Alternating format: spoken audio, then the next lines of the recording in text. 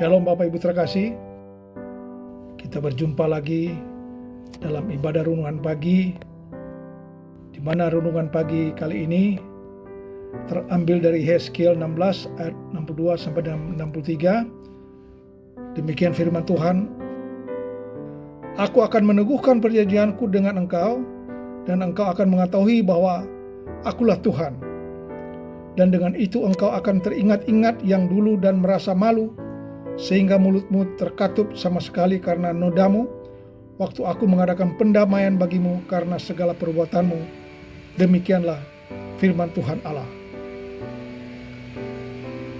Ayat firman Tuhan pada pagi hari ini mengingatkan pada bangsa Israel, sekaligus juga bagi kita sebagai orang percaya di zaman sekarang ini, bahwa kita harus merasa malu bahkan jijik atas dosa dan pelanggaran yang kita sudah lakukan.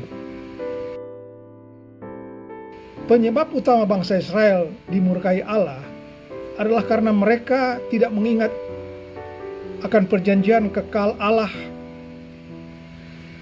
Sebaliknya, Allah tetap mengingat perjanjiannya dengan Israel. Dia memulihkan mereka, dan bukan hanya memulihkan bangsa Israel, melainkan juga Sodom dan Samaria. Hal itu dilakukan Allah agar Israel tahu bahwa mereka tidak lebih istimewa daripada bangsa-bangsa yang mereka cela pada masa kecongkakan. Dapat saya simpulkan, hal itu dilakukan Allah dengan maksud yaitu 3. Yang pertama, agar Israel merasa malu sebab mereka dipulihkan bukan karena lebih baik dari Sodom maupun Samaria. Yang kedua, agar bangsa Israel menyadari siapa Allah yang sejati. Yang ketiga, mengingatkan pendamaian antara Allah dan Israel. Perjanjian yang diingkari bangsa Israel adalah perjanjian antara Allah dengan nenek moyang mereka. Perjanjian ini untuk menjadikan mereka bangsa yang besar, asalkan mereka tetap menjadikan Tuhan sebagai Allah mereka. Pada tulisan Musa menunjukkan kepada bangsa Israel, termasuk pada kita sebagai anak Tuhan, tentang betapa dahsyat dan ajaibnya perbuatan-perbuatan Tuhan dalam memimpin bangsa Israel keluar dari Mesir. Bahkan setelah masuk ke tanah perjanjian, Allah tidak pernah sekalipun meninggalkan umat pilihannya Israel itu. Akan tetapi bangsa Israel tidak tahu malu.